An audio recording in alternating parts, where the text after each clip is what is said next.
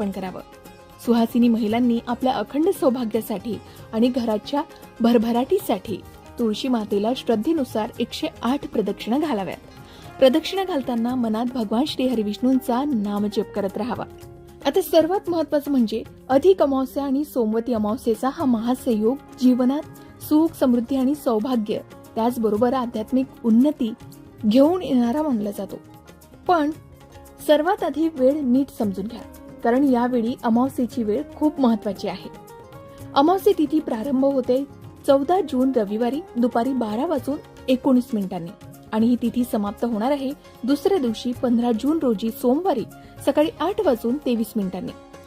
आता अमावस्या सोमवारी सकाळी 8:23 समाप्त होणार आहे.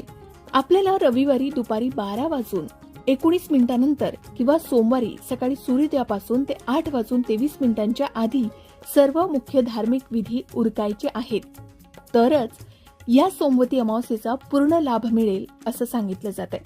आता जाणून घेऊया या दिवसाचे 3 अतिशय विशेष मुहूर्त, ज्या मुहूर्तावर तुम्ही केलेली पूजा थेट देवापर्यंत पोहोचेल.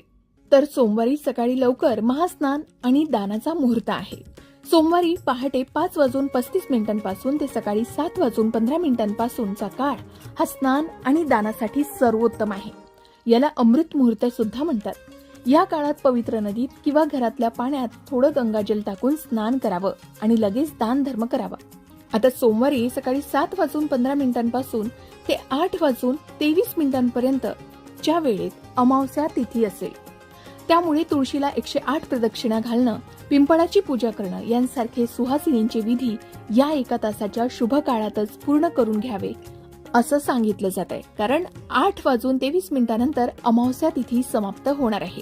आता सोमवती अमावस्येला पिंपळाच्या वृक्षाला खूप महत्व आहे, कारण पिंपळात त्रिदेवांचा वास असतो. पिंपळाच्या झाडाला पाणी अर्पण करून हळद कुंकू व्हावं, तिथे तिळाच्या तेलाचा दिवा लावावा आणि 7, 11 किंवा शक्य असल्यास 108 प्रदक्षिणा घालाव्यात. यामुळे कुंडलीतील अनेक दोष दूर होतात असं सांगितलं जातं.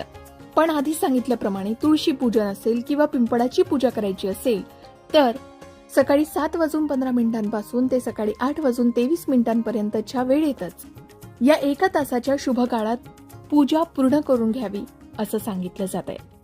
आता अमावस्येला पितरांचं स्मरण केलं जातं. पितृतर्पणासाठी दुपारची वेळ उत्तम मानली जाते. त्यामुळे 14 जून रोजी म्हणजे रविवारी दुपारी 12:20 पासून ते दुपारी 3:30 पर्यंतच्या काळात आपण पितरांच्या नावाने तर्पण, पिंडदान किंवा गरजू व्यक्तींना अन्नदान करू शकता. आता तुमच्या मनात प्रश्न आला असेल की जर सोमवारी